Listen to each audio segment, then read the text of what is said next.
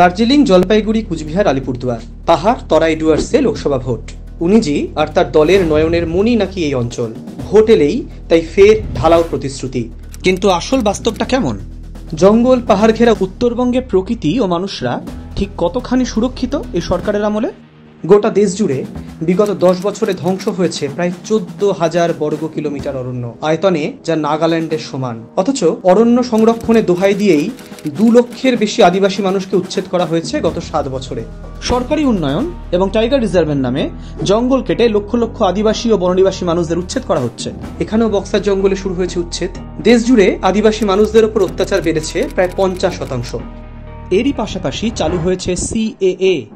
ভয় বাড়ছে রাজবংশী এবং মতুয়া সম্প্রদায়ের মানুষদের। পর্যাপ্ত তথ্য প্রমাণ দাখিল করতে না পারলেই গায়ে সেঁটে যেতে পারে অনুপ্রবেশকারী তকমা। একদিকে জঙ্গল থেকে উচ্ছেদ, অন্যদিকে নিজের দেশেই অনুপ্রবেশকারী হয়ে পড়ার ভয়। এইটাই কি উনিজির উত্তরবঙ্গ প্রেম?